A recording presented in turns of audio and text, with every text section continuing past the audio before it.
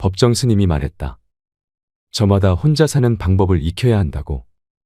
예전에도 그랬지만 사람은 원래 혼자다. 노후 준비는 그렇게 거창한 것이 아니라고 생각한다. 혼자 살 수 있는 능력만 갖추면 된다. 내가 아는 지인은 오래전에 와이프와 사별하고 쭉 혼자 살아왔다. 물론 아이들이 있지만 각자 떨어져서 살고 있다. 50대 초반에 혼자 된 지인은 혼자 사는 방법을 철저하게 터득했다. 먼저 식사 문제를 해결하기 위해 유튜브를 보고 간단한 요리를 배웠다. 그리고 깔끔한 생활을 위해 정리 수납 교육도 받았다. 지난주에 그분과 연락이 되어 같이 밥 한 끼 하자고 말씀드렸더니 밖에서 먹는 것보다 자기가 집에서 요리를 해주겠다고 해서 집으로 방문했다. 나는 집에 들어가자마자 깜짝 놀랬다. 남자 혼자 살고 있는 집이 너무 깨끗하고 정리정돈도 잘 되어 있었다. 내가 된장찌개를 좋아하는 것을 알고 한식으로 준비해 주셨는데 각종 나물에 생선구이까지 참 정갈하고 맛있었다. 그분과 혼자 살면 어떤지, 혼자 살아도 괜찮은지 이야기를 잠시 나누었다.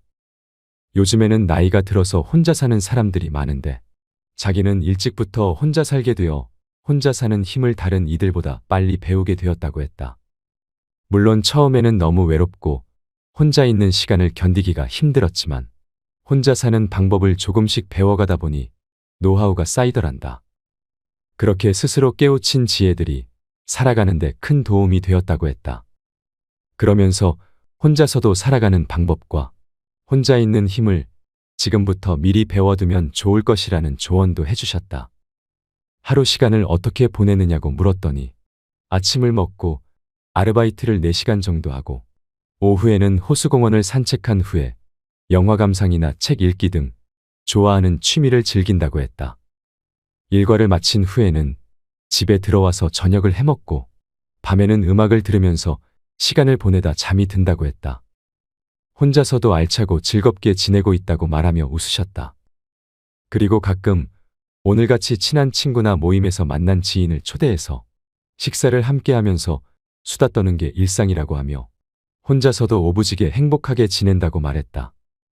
그분의 얘기를 들으면서 어차피 인생은 혼자 살다 혼자 가는 것인데 혼자 살아가는 능력을 미리 조금씩이라도 키워놓는 것이 매우 중요한 일이라는 것을 다시 한번 느꼈다. 그리고 혼자 산다는 것이 삶에 엄청난 큰 변화가 일어날 것 같아 두렵기도 하겠지만 그분처럼 혼자 사는 준비를 조금씩 해나가다 보면 그리 어렵지 않은 것일 수도 있겠다는 생각이 들었다. 혼자서도 잘 사는 사람들은 딱히 다른 사람에게 기대려고 하지 않는다.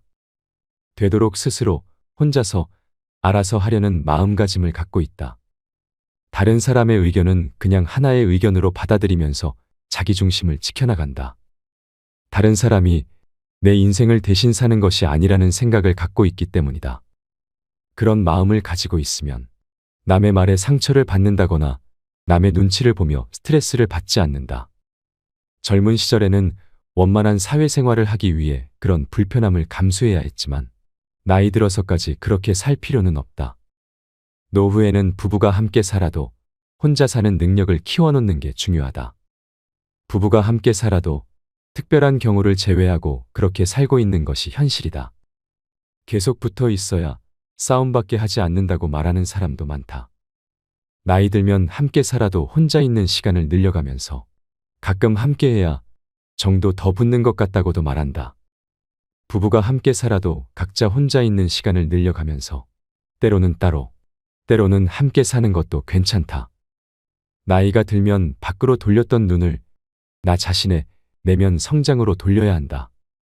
왜냐하면 젊은 시절처럼 밖으로 돌려서 무엇인가 성취하려고 이리 뛰고 저리 뛰기에는 체력이 따라주지 않고 체력이 따라준다고 해도 물질적 성장을 위해 투자나 도전했다가 실패한다면 다시 일어날 수 있는 시간이 많이 남아있지 않기 때문이다. 외형적인 성장보다 내면의 성장을 통해 이치를 깨닫고 받아들일 것은 받아들이는 자세가 우리가 더 평안하고 행복할 수 있는 길이기 때문이다. 요즘 나는 혼자 있는 시간을 가지면서 마음 공부를 하고 있다.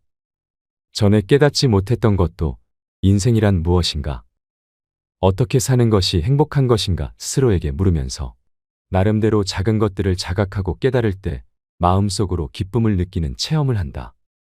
이렇듯 사색하면서 깨닫는 기쁨을 누리는 것은 혼자 있을 때 생기는 행복 중의 하나이다. 노년을 행복한 삶으로 이끌어가는 것은 혼자서도 잘 살아갈 수 있도록 공부하면서 자립할 수 있는 능력을 키우는 것이다. 지금이라도 하루하루 조금씩 혼자 살아가는 준비를 해보자. 노년에는 혼자 있는 나를 위해 좀 더 뭘 해줄 수 있을까? 스스로에게 물어보며 노후 준비를 시작해보자. 과거에는 관계에 대한 책임을 전부 지려고 하며 살았지만 이제는 그럴 필요가 없다. 이제는 오로지 나를 위한 삶을 살자. 나 혼자서도 오부지게 행복하게 살아가는 능력을 키워보자. 그것이 진정한 나를 위한 노후 준비라고 생각한다. 같이 있으면 괴롭고 혼자 있으면 외롭다면 무엇을 선택하시겠습니까? 저라면 고민도 하지 않고 외로움을 선택하겠습니다. 하지만 같이 있어도 외롭다면 어떻게 할까요? 젊어서의 외로움도 걱정되지만 나이 들수록 외로움은 두려움으로 다가옵니다. 지금은 돈이라도 벌고 힘이라도 있지만 늙어서 힘도 없는데 거기다 혼자라면 어떨까요? 여러분은 혼자가 두려우신가요? 아니면 혼자서도 살아가는 방법을 익히고 누구보다 행복하게 살아가고 계신가요? 세상이 변하고 있습니다. 1인 가구가 지속적으로 늘어나 전체 가구 수의 3분의 1을 차지하고 있고 이런 추세는 앞으로도 계속 늘어갈 전망이라고 합니다. 1인 가구가 늘어나다 보니 나이 들어 혼자 산다고 말하면 예전같이 안 됐다, 불쌍하다, 외롭겠다, 박복하다 이렇게 생각하기보다는 이제는 편해 보인다, 자유롭겠다 하는 생각으로 시선이 옮겨가고 있습니다. 자고로 사람은 함께 어울려 살아야 하고 특히 나이 들어서는 자식의 보살핌을 받으며 사는 게 행복한 인생이라고 여기며 좋아했었는데 이제는 혼자 살다 죽는 것이 행복하다는 말을 하기까지에 이르렀습니다. 나이 들어서는 혼자 살면 안 된다고 말하는 사람들이 있지만 지금 추세로 보면 1인 가구는 이제 무시 못할 대세를 형성하고 있을 뿐만 아니라 오히려 나이 들어서 가장 불행한 사람은 혼자 사는 사람이 아니라 마음이 맞지도 않는 사람과 어쩔 수 없이 같이 사는 사람임에 분명합니다. 나이 들어서는 뭐니 해도 부부가 함께 사는 것이 좋다지만 그건 부부 사이에 친밀감이 여전하고 다를 수밖에 없는 가치관을 서로 존중해주며 집안일이 한 사람에게 쏠리지 않을 때나 해당되는 이야기입니다. 반대의 경우를 한번 생각해 볼까요? 노부부가 둘이 같이 늘 붙어 있는데 친밀감은 떨어져서 나누는 대화도 적고 상대의 말에 툴툴대기 일쑤이며 내 가치관은 삐뚤어진 것이라 지적받고 무시당한다면 차라리 혼자가 낫지 않을까요? 한 사람은 소파에 누워 지내고 집안일은 혼자 다 해야 하는 상황이라면 이 부부 생활은 정말이지 혼자 사는 사람보다 행복하지 않을 것 같습니다. 물론 소파에 누워 TV를 보는 사람 입장에서는 마냥 편하겠지만 말입니다. 실제로 연구에 따르면 1인 가구의 행복지수 생활 만족도는 부부가 함께 사는 2인 가구보다 훨씬 높고 자살률도 1인 가구보다 오히려 2인 이상이 사는 가구가 훨씬 높다고 합니다. 또한 노후 행복지수는 자녀가 있고 없고와는 아무런 관계가 없을 뿐만 아니라 혼자 있기가 두려워서 요양시설이나 병원에서 죽기를 원하는 사람도 극히 적었습니다. 나이가 들면서 혼자 있는 것이 두려운 이유는 늙어서 외롭고 아플 때 내 곁에 아무도 없을까봐 걱정되는 이유도 클 것입니다. 하지만 혼자 지낼 줄 모르면 누군가의 시간과 관심을 바라게 됩니다. 먼저 찾아와 주지 않는다. 알아서 챙겨주지 않는다는 불평불만이 늘어납니다. 그렇게 되면 주변 사람들과 자식들이 괴롭습니다. 나이 들수록 혼자가 되어야 하는 이유가 있습니다. 허전하고 외롭다고 지난 인생을 돌아보며 탓할 필요 없습니다. 혼자서도 잘 사는 방법 5가지와 혼자 살다가 행복하게 죽는 비결 3가지를 말씀드리겠습니다. 노후의 지혜를 마음속에 채우시길 바랍니다. 먼저 혼자서도 잘 사는 방법 5가지를 말씀드리겠습니다. 첫 번째로 혼자 지낼 줄 모르면 가까운 사람을 힘들게 하고 괴롭히게 됩니다. 나이 들면서 가장 걱정되는 것이 무엇인지 사람들에게 물으면 남자들은 외로움이, 여자들은 경제력이 가장 걱정된다고 합니다. 먹고 사는 문제는 모든 문제 중에서도 가장 시급합니다. 이 문제를 어느 정도 감당할 수 있게 된다면 단연 노후에 찾아올 외로움이 가장 큰 걱정이 되지 않을까 합니다. 인간에게 먹고 사는 걱정과 외로움에 대한 걱정은 어쩌면 당연한 일이겠지요. 외로움은 나이가 많든 적든 누구에게나 해당되는 문제일 수 있습니다. 나이 들어서만의 문제가 아니지요. 외로움은 전 연령층의 문제이고 친구의 예민한 청소년기에는 외로움으로 인해 특정 문제를 일으키기도 합니다. 외로움을 견디지 못해 만나지 말아야 할 친구인데도 매달리고 너무 집착하고 매달려서 사이가 멀어지는 경우가 적지 않습니다. 사람이 무섭고 인간관계가 힘들다고 말하지만 사실 외로움이라는 감정이 인간관계를 자초하는 경우가 적지 않습니다. 외로움을 피하려고 할수록 우리는 외로움이라는 감정에 더 휘둘리고 약해지기 쉽습니다. 특히나 많은 사람들은 혼자가 되는 것을 두려워합니다. 그 두려움에서 벗어나기 위해 가까이 하지 않아야 할 사람을 만나게 되고 주변 사람들에게 집착하고 의지하게 됩니다. 순간의 외로움을 견디지 못하고 피하려고 하다가 오히려 더 힘든 인간관계가 자초되기도 합니다. 자신과 타인 모두에게 고통이 되는 것입니다. 외로움은 피하려 하면 할수록 더 고독해지고 휘둘리게 되며 사람을 약해지게 만듭니다. 나에게 찾아오는 두려움을 스스로 해결하지 않고 타인에게 의존해서 해결하려고 하기 때문일 것입니다. 사람과의 인간관계를 유지하는 것이 가장 힘들다라고 말하는 분들이 많습니다. 이것은 남녀노소를 불문하고 전 연령층에서 힘들어하는 문제입니다. 사실 이 중에서는 나의 외로움으로 인해 발생하는 것도 적지 않습니다. 저는 인간의 불행은 고독할 줄 모르는 데서 온다고 생각합니다. 영국 최고의 지성으로 불리는 세계적인 정신분석학자 앤서니 스톤은 자신의 저서인 책 고독의 위로에서 이렇게 말합니다. 외로움을 견디지 못하고 관계에 휘둘리는 사람은 평생 다른 사람의 기준에 끌려다닐 뿐이다. 이렇듯 외로움을 피하려고만 하는 사람은 마음속에 괴로움이 많아집니다. 작은 것도 서운해지고 사람에게 집착하게 됩니다. 그러나 외로움을 선택할 줄 아는 사람은 초연해집니다. 오히려 인간관계에서 강한 모습을 드러냅니다. 다른 사람과 단절되는 것이 두렵고 다른 사람과 단절되는 것을 견디지 못하는 것, 그로 인해 힘듦을 느끼는 것을 외로움이라고 정의한다면 고독은 외로움을 선택하는 것입니다. 외로움이란 혼자 있는 고통을 표현하는 말이고 고독은 혼자 있는 즐거움을 표현하는 말이라고 합니다. 외로움이 그 자체로 존재하는 것이라면 고독은 내가 선택할 때 존재하는 것입니다. 우리는 고독을 잃었기에 외로움에 몸부림치고 있는 것입니다. 혼자 있는 능력을 키우면 건강한 인간관계는 물론 내 인생을 주도적으로 이끌 수 있는 힘을 갖게 됩니다. 혼자 있는 능력이란 스스로 세상과 단절하는 것이 아니라 혼자 즐길 줄 아는 것, 혼자의 시간을 갖고 깊게 사고할 줄 아는 것입니다. 세상에 영원한 것은 없듯이 아무리 친했던 친구와의 관계도 영원하지 않습니다. 인간관계에 집착을 내려놓을 줄 아는 여유가 필요합니다. 그것만으로도 괴로움에서 상당히 자유로워집니다. 빨리 인연이 닿는 사람이 있는 것처럼 내가 굳이 힘쓰지 않아도 자연스럽게 오래가는 사람도 있습니다. 당연한 삶의 순리이고 이치입니다. 당연히 내가 고집이 대단하고 성질까지 고약하면 주변 인간관계의 골이 더 깊어져서 정작 자신의 곁에는 아무도 남지 않게 됩니다. 이것도 당연한 삶의 이치입니다. 본인 스스로 하지 않고 다른 사람이 나를 보살펴주기만을 기대하는 것은 결국 자신만 괴로워지는 것입니다. 좋은 사람이 내 곁에 남아있으면 그것으로 감사하고 서로 존중하고 악의 없이 배려하며 그저 그렇게 편히 살면 되는 것입니다. 관계는 욕심 부릴 것이 아닙니다.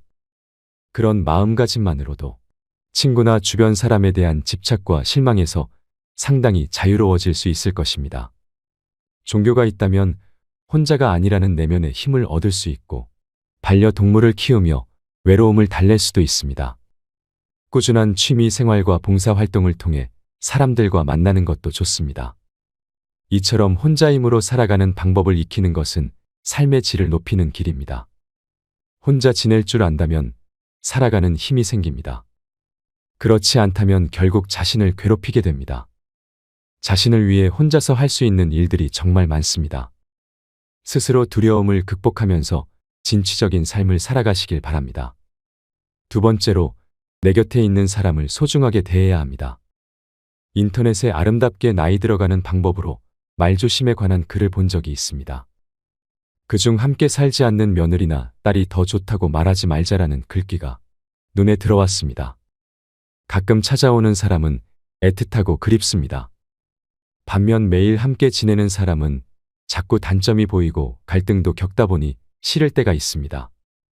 이때 같이 사는 사람에게 퉁명스럽게 말하거나 싫은 티를 내는 것은 현명하지 못한 것입니다. 어떤 이는 절대 하지 말아야 할 말을 하는 실수를 저지릅니다. 내가 한순간에 내뱉은 말이 상대방의 가슴에 비수가 되어 꽂힙니다. 가까이 있다는 것만으로 그 사람의 소중함을 망각하며 살아가기 쉽습니다. 곁에 있는 소중한 사람에게 함부로 말을 툭 내뱉거나 홀대하고 무시하며 시간을 보내고 있진 않으신가요? 이것은 서로에게 큰 상처가 됩니다. 가끔 찾아오는 며느리에게 다른 집 며느리와 비교하는 말을 하거나 내 기준에 못 미치는 자식에게 다른 잘난 집 자식과 비교하는 말을 일삼는 등 비교하는 말은 설득은커녕 사람을 등돌리게 합니다. 내 이기심에 상대방이 말로 상처받는 것을 모르는 것은 정말 위험합니다. 자기 기준만 내세우며 상대방에게만 맞추라는 강요를 하는 것이 얼마나 불합리하고 어리석은 욕심인지 깨달아야 합니다. 옛 속담에 중마고우도 말 한마디로 멀어진다는 말이 있습니다. 그만큼 말의 중요성이 크다는 뜻이지요. 나이가 들어갈수록 더욱 말조심을 해야 한다는 뜻입니다. 사랑하는 사람에게 하지 말아야 할 말을 하는 실수를 저지르지 말고 다정다감하게 말해보세요. 누군가와 비교하는 말은 피하시고 자기 기준만 내세워 강요하는 것도 좋지 않습니다. 품이 넓은 사람이 되기 위해 노력하는 지혜는 상대방이 당신을 존경하게 되는 이유가 됩니다. 그래야 소중한 사람을 잃지 않게 됩니다. 우리는 곁에 있는 사람이 소중한 사람이었다는 사실을 너무 늦게서야 깨닫곤 합니다. 있을 때 잘해주지 못하고 꼭 떠나고 나서 후회하는 것은 부모님이 돌아가신 후와 비슷합니다. 배우자를 비롯해서 곁에 있는 사람의 소중함을 떠올리며 후회가 남지 않도록 잘하는 것이 좋습니다. 소중함을 망각한 언행을 삼가야 합니다. 개인적으로 곁에 있는 사람의 범위를 더 넓게 두는 것도 인생을 지혜롭게 살아가는 방법이 될 수 있다고 생각합니다. 주위를 조금만 둘러보세요. 가족을 넘어 내 곁에서 힘이 되어주는 소중한 사람들이 분명히 있을 것입니다. 가까운 사이, 자주 보는 사이, 친한 사이가 아니지만 잘 찾아보면 연결되어 있는 사람들 중에 고마운 분들이 참 많습니다. 가족과 친구가 떠나고 내가 정말로 혼자가 되었을 때 외로움을 극복하는 데 큰 힘이 되어줄 것입니다. 그들을 소중히 대할 줄 알면 나중에 내가 나이가 들었을 때 내가 원하지 않아도 그들이 내 곁에 있어줄 것입니다. 세 번째, 우리는 개방적인 마음가짐으로 배우고 도전하는 삶을 살아야 합니다. 최근 들어 많은 연구에서 우호성은 높지 않은데 개방성이 높은 사람들이 더 성공적이거나 긍정적인 상태였다는 결과를 얻었다고 합니다. 이런 현상은 특히 행복한 사람들에게서 나타났습니다. 우호적이고 개방적인 사람일수록 더 행복하고 건강할 수 있는 것입니다. 그러니 나이가 들수록 익숙하지 않고 새로운 것들에 우호적이고 개방적인 태도를 가져야 합니다. 우호성은 다른 사람들과 잘 지내려는 마음을 말합니다. 다른 사람을 배려하고 원만하게 지내려는 마음입니다. 개방성은 새로운 것에 열린 마음입니다. 개방성은 높은 상상력과 호기심이 있습니다. 여러 새로운 관계를 맺고 새로움을 경험하는 사람들이 더 행복하다는 것입니다. 다소 헐거운 관계더라도 여러 새로운 관계를 맺는 것이 더 긍정적인 영향을 줍니다. 얕은 관계만 추구하고 우호적으로 지내지 않아도 된다는 말이 아니라 깊은 관계뿐만 아니라 얕은 관계도 우리의 행복을 증진시킬 수 있다는 것입니다. 나이 들수록 인간관계가 줄어든다고 하는데 이는 시간이 지나면서 좋은 사람들과의 관계만 남겨둬서 그렇습니다. 이와는 별개로 관계가 깊지 않더라도 다른 네트워크를 만드는 것이 좋습니다. 혼자서도 잘 지내는 사람이 다른 사람과도 잘 지낼 수 있습니다. 노후에 새로운 취미 활동을 하고 새로운 것에 도전하는 것은 인생을 살아가는데 활력을 주고 도움이 됩니다. 특히 호기심은 활력의 원천이며 내면의 힘을 기르는 기본이라고 할 수 있습니다.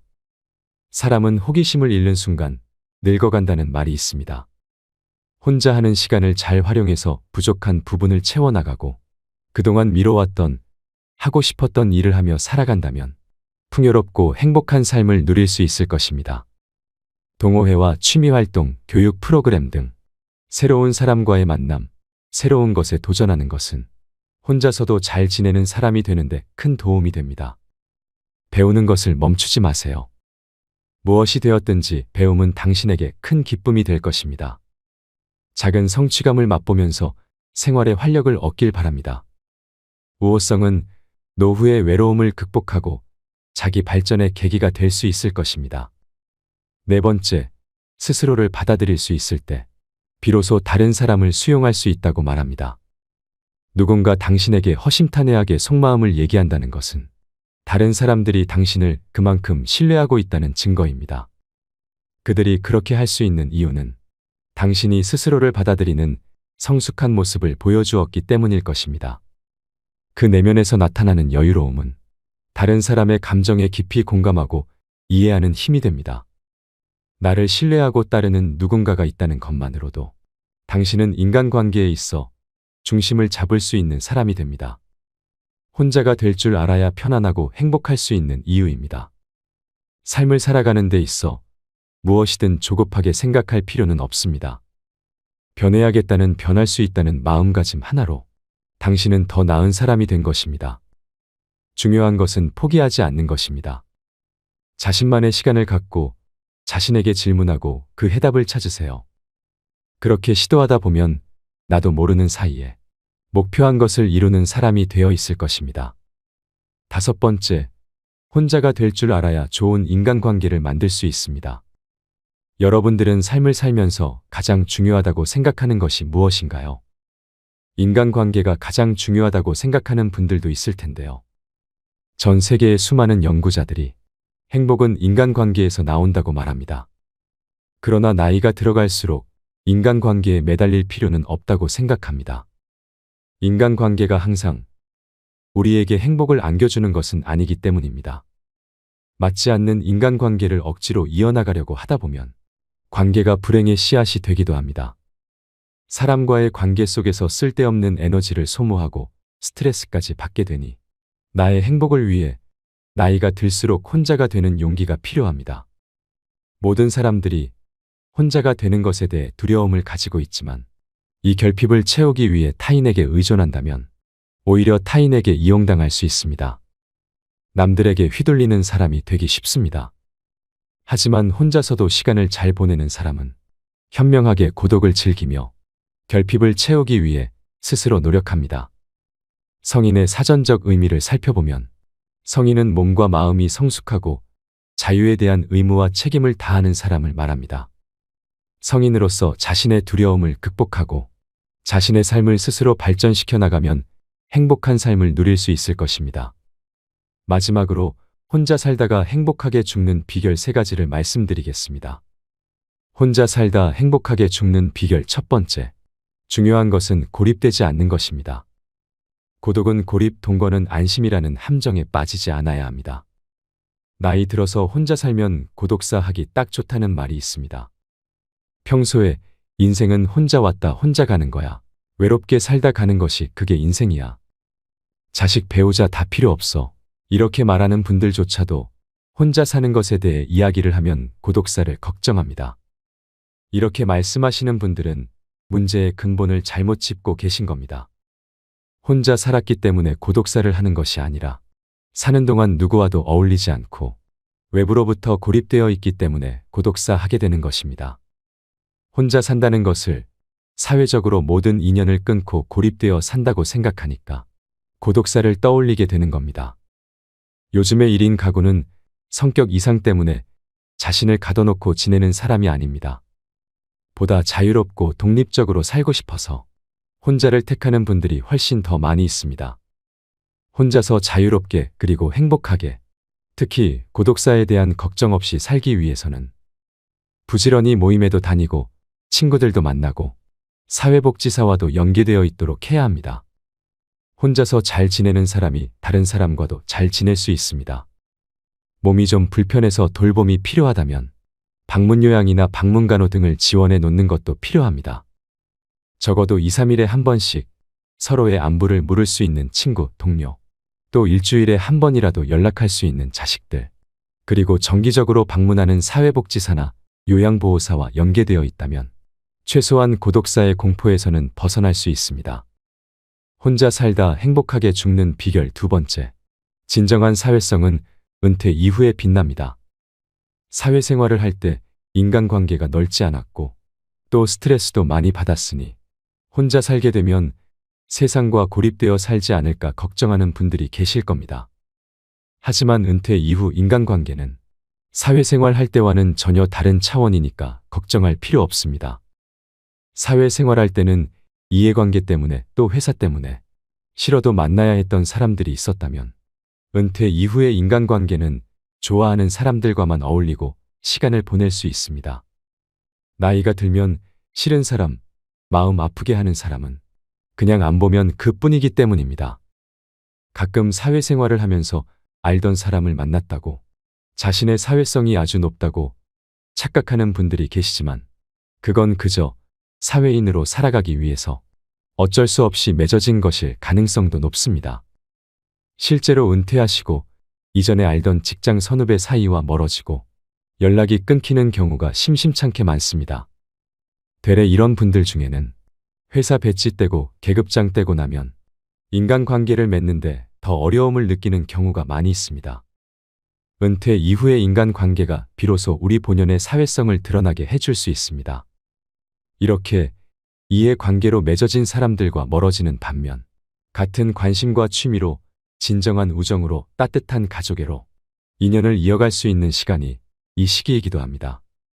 지금까지 바쁘고 피곤하다는 핑계로 소중한 인연들에게 소홀했다면 이런 인간관계를 회복하고 발전시키는데 정성을 들여야 합니다. 혼자 살다 행복하게 죽는 비결 세 번째.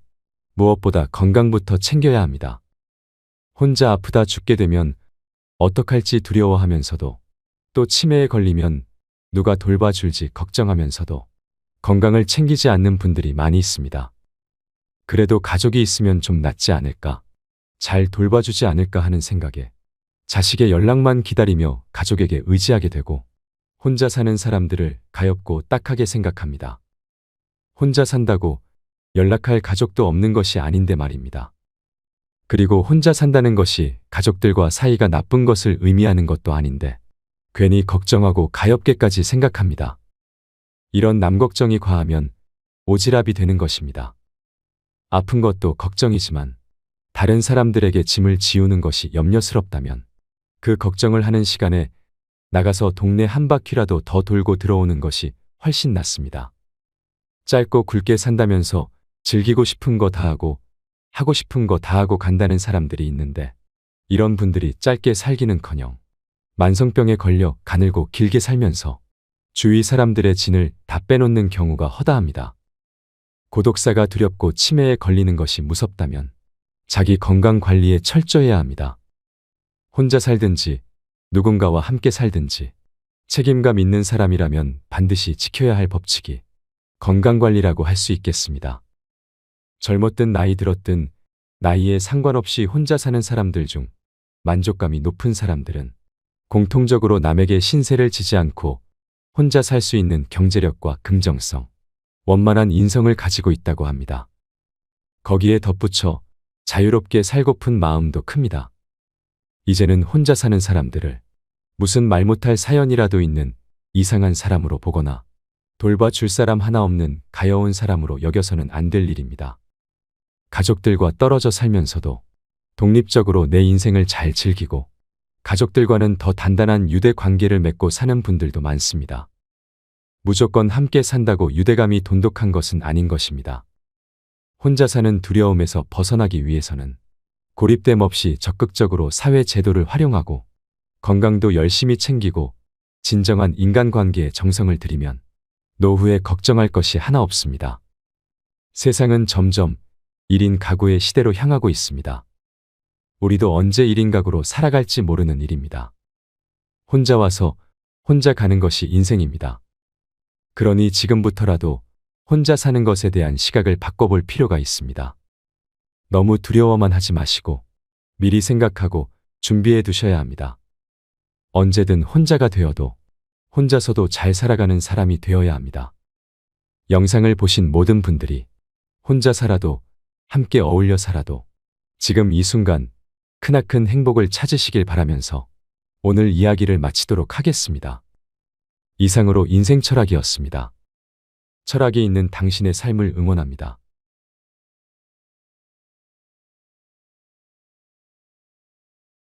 이제 완연한 가을입니다. 계절 중 가을을 제일 좋아하시는 분들도 많으실 텐데요. 계절의 중년이라고 하는 가을은 깊고 멋스럽습니다. 하지만 중년의 피부처럼 건조하지요. 30대 중반부터 시작된다는 노화. 가을의 낭만처럼 중년의 숙성된 마음은 좋아하지만 신체적으로 일어나는 변화는 아쉽습니다. 여름 내 싱싱했던 잎사귀가 바싹하게 말라 색이 바래는 것처럼 인생의 중반에 들어서면 촉촉하던 피부는 메마르고 거칠어집니다. 거기다 눈도 뻑뻑해지고 식음료 포장지에 표기된 영양성분이나 가전제품 설명서의 작은 글씨가 읽기 힘들어집니다. 우리가 나이 들면서 느끼는 원인 모를 몸 안팎의 불쾌 증상과 노화 현상은 세포가 건조하기 때문이라고 하는데요. 고혈압과 노안, 피부 트러블, 우울증과 치매 같은 노화 증상과 질병들의 진짜 원인이 무엇이고 세포의 수분 흡수력을 되찾아 노화를 늦추고 질병을 치유할 수 있는 방법들을 알려드리겠습니다. 오늘 소개해드릴 건강서적은 노화는 세포 건조가 원인이다. 지은이 이시아라유미, 옴기니는 유네림, 발행은 전나무숲입니다. 오늘의 영상은 중년 노년들이 꼭 보셔야 되는 내용입니다. 영상을 끝까지 시청하셔서 마른 가지에 물이 오르면 다시 잎이 돋고 꽃이 피듯 중년이 넘어도 젊고 건강한 몸을 유지할 수 있는 황혼의 청춘을 오래도록 만끽하시길 바랍니다. 지금부터 말씀드릴 내용은 일상에서 조금만 신경 쓰시면 지킬 수 있는 소소한 원칙들입니다. 꼭 실천하셔서 건강한 노후를 보내시길 바랍니다. 그럼 지금부터 잠시 책 속으로 들어가 보겠습니다. 고대 그리스의 철학자 아리스토텔레스도 말했듯이 노화란 우리 몸이 차츰 건조해지는 현상이다. 지금 가지에서 딴 싱싱한 사과도 시간이 지날수록 껍질부터 말라 쭈글쭈글해지다가 결국 속까지 상한다. 인간이라고 다를 바가 없다. 촉촉하고 윤기나던 피부는 나이가 들수록 메마르고 거칠어진다.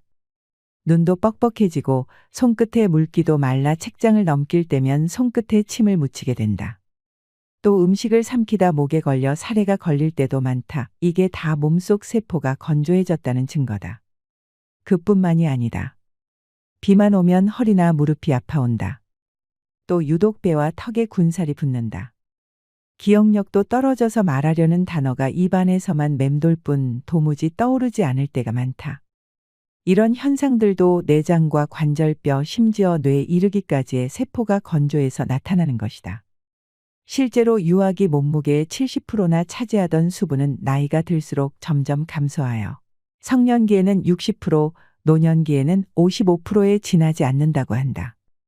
이것만 보더라도 몸이 더 건조해지지 않도록 하는 것이 노화를 늦추는 가장 효과적인 방법이라는 것을 알 수 있다. 이런 노화나 건조 현상은 20대를 넘으면 누구나 겪는다. 흔히 생각하듯 중년기나 노년기에만 해당하는 문제가 아닌 것이다. 생활 환경도 현대인의 몸을 건조하게 만드는데 한몫한다. 지나친 냉난방 탓에 1년 내내 건조하게 지내다 보니 가습기 없이는 겨울나기가 힘들 정도로 목욕 방식도 달라져서 욕조에 물을 받아 느긋하게 몸을 담그기보다는 후다닥 샤워로 끝낼 때가 많다.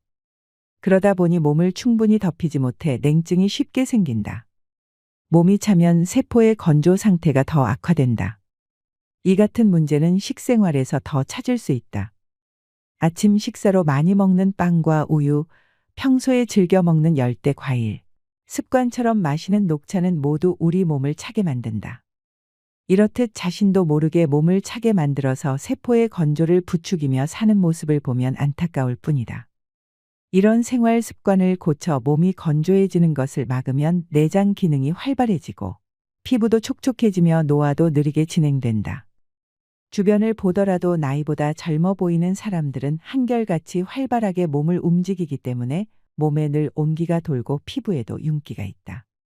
내장이나 뼈 혈관의 세포가 건조해진 겉모습에만 영향을 미치는 것이 아니라 다양한 질병에 걸리기도 한다.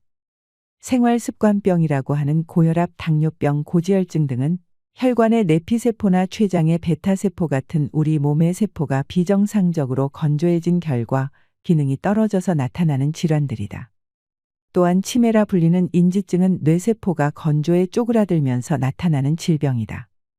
특히 여성은 몸속 건조증을 치료하면 자궁과 난소의 기능이 활발해져 부종이나 심한 체중 증가, 부인과 질환, 갱년기 장애 등을 빨리 극복할 수 있다. 세포 보습으로 몸의 건조를 막는 것은 어렵거나 특별하지 않다. 식사와 목욕을 비롯한 평소의 사소한 습관 몇 가지만 바꾸면 지금 내 몸에 일어난 질병과 불쾌한 증상을 완화하고 노화를 늦추어 젊고 건강한 몸과 뇌로 바꿀 수 있다. 당신이 겪고 있을 몸의 건조 증상들, 누구나 나이가 들면 몸이 건조해지는 것들, 피부가 당기고 거칠어져서 자꾸 신경이 쓰이고 손가락 끝도 말라 책장을 넘길 때면 나도 모르게 침을 묻히게 된다. 그런데 건조 증상이 피부와 같은 몸의 겉에만 나타나는 것이 아니다.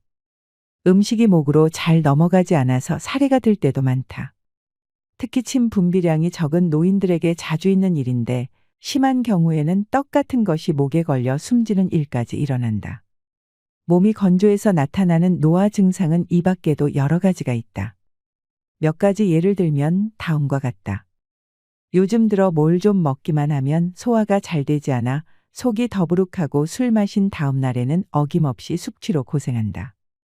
눈에 띄게 뱃살이 찌기 시작하고 머리카락이 힘이 없이 푸석푸석하다. 탈모로 머리숱이 부쩍 줄었다. 날씬하던 종아리가 푸석푸석하고 굵어졌다. 이 같은 노화 현상의 원인은 다름 아닌 세포 건조에 있다. 생선을 말리면 수분이 날아가 껍질이 쭈글쭈글해지는데 이것은 우리 피부의 주름이 늘어난 상태에 해당한다. 나무가 시들면 속이 비는 것은 골다공증이 생기는 원리와 같다. 줄기를 자른 꽃은 시간이 지나면 생기를 잃고 바싹 말라 더는 물기를 빨아들이지 못하는데 이것은 지나치게 세포가 메말라 우리 몸이 수분을 흡수할 수 없게 되는 것과 마찬가지다. 우리 몸속에서 일어나는 이 같은 건조 현상을 그대로 두었다가는 언제 내 몸이 건어물이나 드라이 플라워처럼 될지 모르는 일이다. 혹 여러분도 다음과 같은 몸의 건조 증상에 시달리고 있지는 않는지 체크해 보길 바란다. 평소에 목이 자주 마른다. 비만 오면 몸 여기저기서 불쾌한 증상이 나타난다. 이유 없이 땀을 많이 흘린다. 유독 하체가 뚱뚱하다 등의 증상은 세포가 건조해 노화가 진행됐다는 증거다. 뇌 노화 역시 뇌세포의 건조는 위축이 원인이다. 뇌가 노화되지 않게 하기 위해 뇌세포의 건조를 막는 운동을 하는 것이 좋다. 특히 하체의 근육을 자주 사용하면 뇌로 가는 수분의 공급이 활발해지므로 인지증을 막는 데 도움이 된다. 허리나 무릎의 통증, 다리의 부종, 정력, 감퇴 같은 하체와 관련된 이상이 나타날 때는 특히 조심해야 한다. 신기능의 저하는 세포의 건조와 노화로 이어진다. 메마른 세포의 수분을 제대로 흡수하게 하려면 수분과 염분이 균형을 이룬 물을 마셔야 한다. 가정에서 쉽게 만들 수 있는 매실, 간장 같은 항노화 효과가 있는 음료를 이용하면 좋다. 과도한 물 섭취는 수독을 일으킨다. 수분 섭취에 대한 그릇된 상식 때문에 다음과 같은 습관을 가진 사람이 많다. 몸을 촉촉하고 생기 있게 하려고 매일 생수를 2리터 정도 마신다. 상쾌하게 잠을 깨기 위해 아침에 일어나자마자 찬물을 한 잔 마신다. 물이나 녹차를 병에 담아 가지고 다니면서 마신다. 이런 방법으로 수분을 섭취하면 오히려 노화를 재촉하게 된다. 몸의 건조가 노화에 적인 것은 분명하지만 그저 물만 마셔댄다고 해서 물이 세포까지 도달하는 것은 아니다. 바로 이 점을 오해하는 사람이 많다. 우리 몸을 젊고 생기 있게 하는 수분은 세포 속 수분이라는 얘기를 앞에서도 했다. 반면 수독을 일으키는 수분은 세포와 세포 사이나 위장 등 있을 필요가 없는 곳에 있는 수분, 즉 세포액이다. 물기를 머금은 듯 촉촉한 몸을 만들려고 아무리 물을 많이 마셔도 물이 직접 세포 속으로 들어가는 것은 아니다. 오히려 세포 외액만 늘어나 수독증이 생길 수 있다. 그렇게 되면 세포가 메마르고 하체 비만이 되며 노화 증상이 심해진다. 나이가 들어 몸속에 절대적인 수분량이 줄었더라도 세포의 수분이 충분하면 젊고 아름다운 몸을 유지할 수 있다. 염분 섭취를 제한하면 노화가 빨라진다. 염분 섭취에 신경을 쓰는 사람이 많긴 많은 모양이다. 요즘 마트의 식품 진열대를 보면 저염 된장이나 저염 간장, 무염 버터 등을 쉽게 찾을 수 있다. 그뿐만이 아니다. 라면이나 찌개를 먹을 때는 짠 국물은 남기고 젓갈이나 장아찌 반찬은 멀찌감치 밀쳐놓는다. 자반고등어도 저염이란 표시가 없으면 사지 않는다. 저염식에 길들기 위한 노력이 정말 눈물겨울 정도다. 하지만 안타깝게도 피를 맑게 하려고 수분을 많이 섭취하거나 고혈압을 염려해 무조건 싱겁게 먹는다고 해서 반드시 큰 효과를 볼 수 있는 것은 아니다. 예전보다 염분 섭취량이 상당히 줄었어도 고혈압 환자 수는 점점 더 늘고 있는 현실이 이를 말해준다. 또 뇌졸중 환자는 감소 추세에 있지만 뇌혈관에 혈전이 생겨 일어나는 뇌경색 환자는 늘어나고 있다. 게다가 암이나 심근경색, 당뇨병, 류마티즘 등의 질병은 염분을 제한하기 전보다도 오히려 큰 폭으로 증가하고 있다. 이런 현상을 보면 과연 염분을 모든 질병의 주범으로 몰아가도 괜찮은가 하는 의문이 든다. 염분은 원래 몸속에서 수분과 함께 기능한다. 우리 몸에서 나오는 눈물이며 땀, 콧물, 혈액이 모두 짜다는 사실로도 이를 알 수 있다. 미네랄이 몸에서 일정한 균형을 유지하고 염분은 수분과 함께 증가하거나 감소하기 때문에 몸속에서 염분만 줄이는 것은 불가능하다. 동양의학에서는 몸속에 남아있는 과도한 수분이 고혈압의 원인이라고 설명한다. 수분이 많아 묽어진 다량의 혈액을 온몸으로 보내려면 심장은 강한 압력으로 박동을 해야 한다.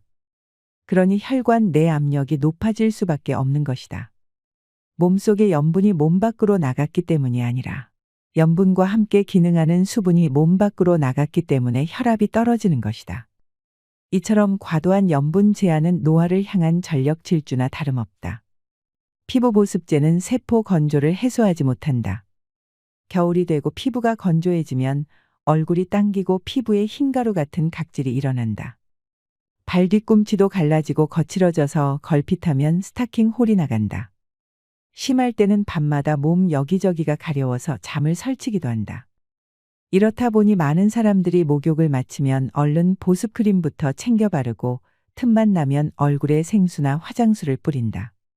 피부 건조가 심해 주름이나 잡티가 생길까봐 음식으로 섭취할 수 있는 콜라겐을 약 먹듯이 복용하는 사람도 있다.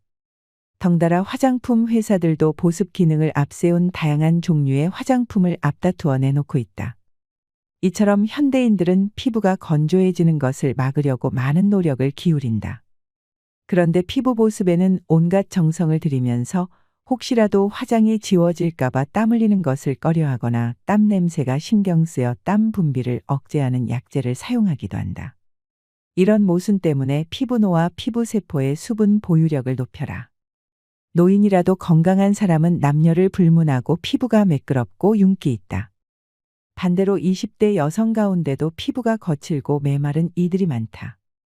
그래서인지 보습에 좋다는 로션이며 크림 등을 2중, 3중 겹쳐 바르고 보기에도 부담스러운 두터운 화장으로 맨 얼굴을 감추는 사람들이 있다.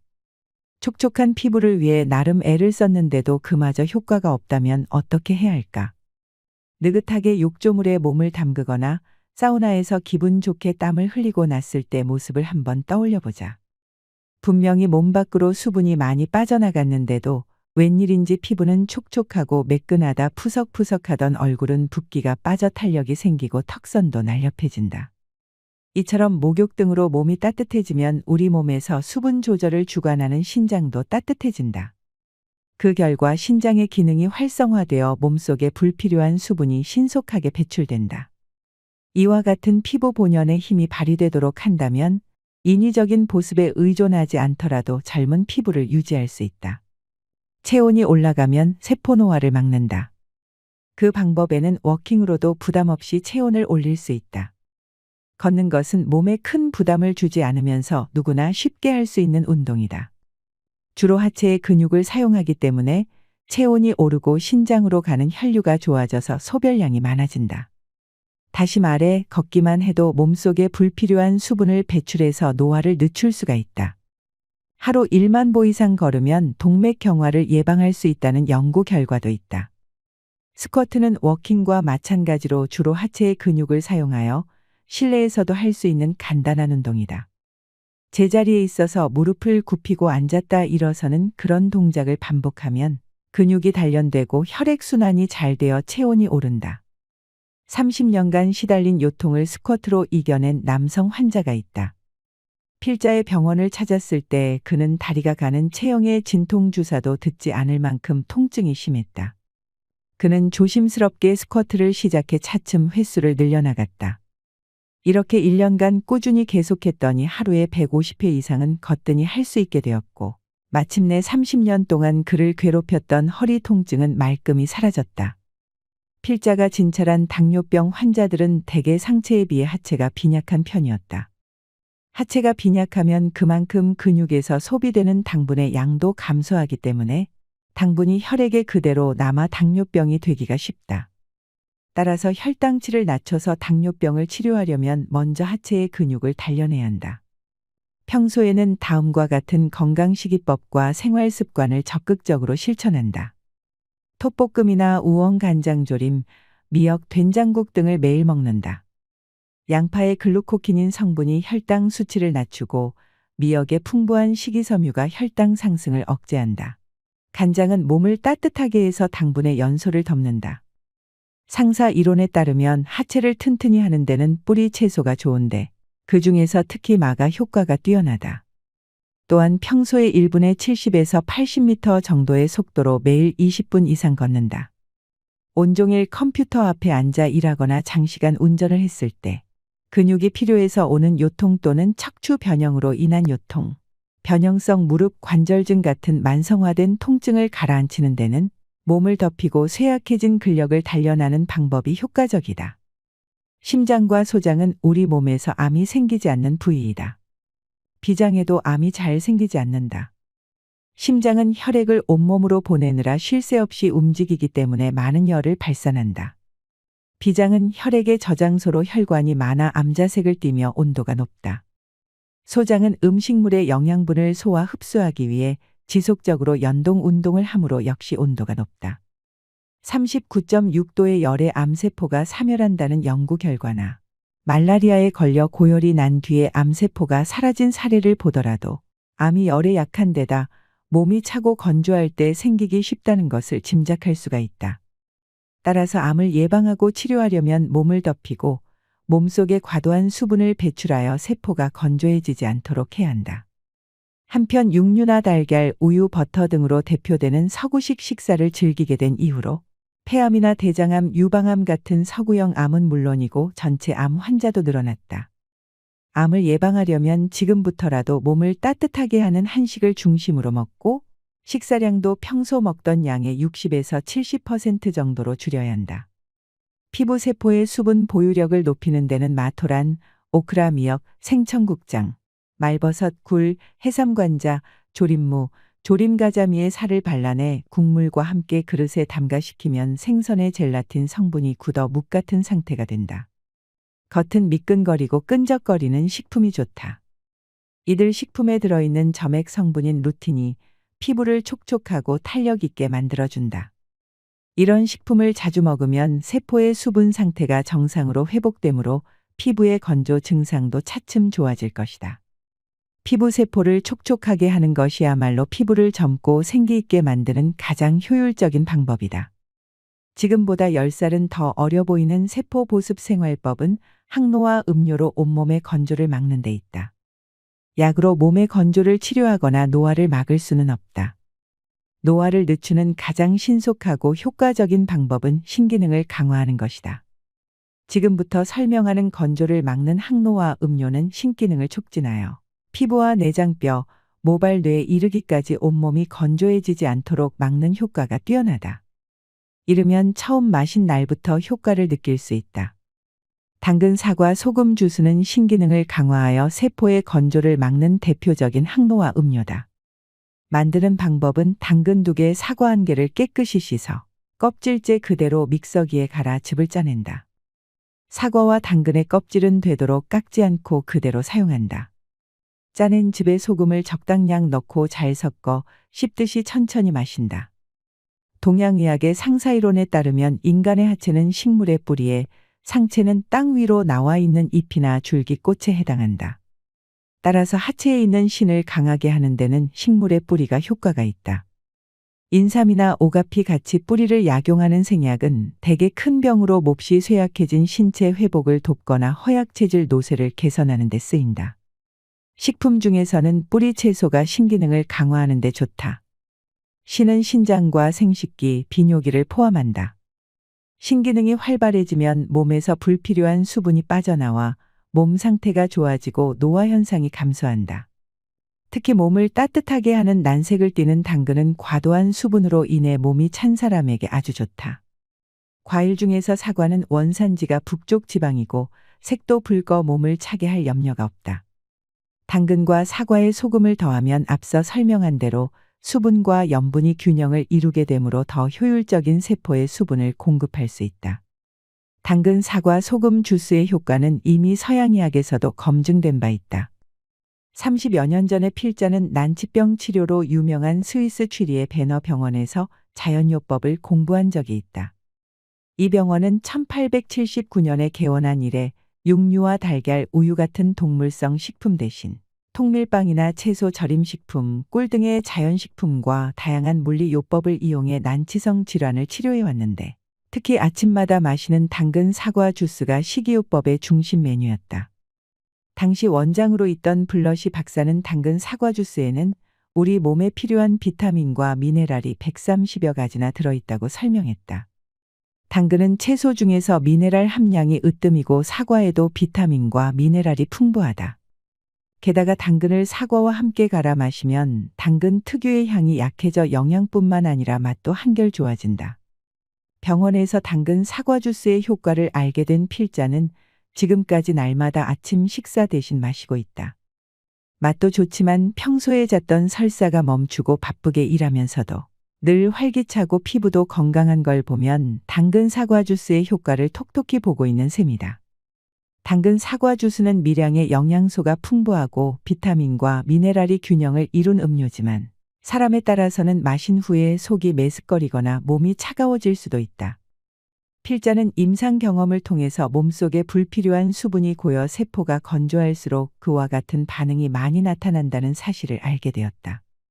그래서 몸속에 생긴 무릉덩이가 당근 사과 주스의 흡수를 방해하지 못하도록 소금을 넣어 세포의 수분 흡수력을 높였다. 이런 원리에 따라 만들어진 것이 바로 당근 사과 소금 주스다. 동양의학과 서양의학 어느 쪽의 관점에서 보더라도 신기능을 강화하여 노화를 막는 효과가 뛰어난 음료다. 항노화 식사법으로 배설 능력을 높인다. 몸이 건조해지지 않게 해서 노화를 늦추려면 신으로 가는 혈류를 좋게 해서 배설 능력을 높여야 한다. 그러려면 당근 사과 소금 주스나 생강 홍차 같은 음료 외에도 항노화 작용을 하는 식품을 평소에 꾸준히 먹어야 한다. 동양의학에서 자주 쓰는 120가지 처방의 70에서 80%는 생강이 들어간다. 생강은 혈액순환과 이뇨작용을 촉진하며 몸을 따뜻하게 하고 배란 작용을 한다. 생강의 주된 효능은 다음과 같다. 몸을 덮여서 땀을 내고 혈액과 체액의 흐름을 좋게 한다. 소변이 잘 나오게 해서 몸속에 과도한 수분을 배출한다. 오늘의 영상 어떠셨나요? 55세의 김정임님은 이렇게 말합니다. 키 155cm에 63kg이었을 만큼 살이 쪘었고 계단도 오르내리지 못할 만큼 오른쪽 무릎이 많이 아팠어요. 그런데 세포 보습을 실천한 지 일주일 만에 몸이 가벼워지기 시작하더니 2달 만에 5kg이 줄고 반년이 더 지나자 처음보다 무려 10kg이나 줄었어요. 그리고 무릎 통증도 많이 나아졌죠. 이젠 날아다닐 것 같아요. 62세의 최성근 씨는 40 넘어서부터 몸무게가 10kg 가까이 불더니 혈압까지 올라서 170까지 올랐어요. 혈압약을 먹으면 일시적으로는 안정되지만 어쩌다 한 번이라도 걸으면 다시 혈압이 올랐죠. 그런데 어느 날 우연히 알게 된 세포 보습을 실천하면서 혈압이 안정되고 살이 빠지고 두뇌 회전도 빨라졌어요. 이젠 일 열심히 하면서 아주 가뿐하게 살고 있습니다. 나이가 중년을 넘기면 젊은이들의 모습과 내 모습을 비교하며 나의 나이듦을 한탄하는 것은 매우 무의미하고 쓸데없는 행동입니다. 나는 내 나이대에서 가장 아름답고 건강하게 그 모습을 유지하면 됩니다. 노화는 누구에게나 공평하게 다가오는 것이고 그 속에서 차이를 두고 싶다면 이왕 늙어가는 거 아름답게 늙어가기 위한 노력을 하면 됩니다. 모든 것은 내 마음먹기에 달린 것이지요. 일상의 사소한 노력이 건강에 큰 영향을 미칠 수 있습니다. 앞에서 설명한 건강식이법을 꾸준히 실천하면 몸속에 불필요한 수분이 배출되어 건조했던 몸이 촉촉해지고 노화의 속도도 늦춰질 것입니다. 작은 실천들이 모여 건강이라는 큰 보상으로 돌아온다는 것을 새삼 깨닫게 되면서 이제라도 세포 보습을 시작하자는 다짐을 하게 됩니다. 더 유익한 많은 내용을 알고 싶으시다면 책 전문을 읽어보시는 걸 추천드립니다. 오늘의 영상이 구독자 여러분들에게 많은 도움이 되셨길 바랍니다. 오늘도 노후의 지혜와 함께 해주셔서 감사드립니다. 황금빛으로 무르익어가는 여러분의 지혜로운 인생을 언제나 응원합니다.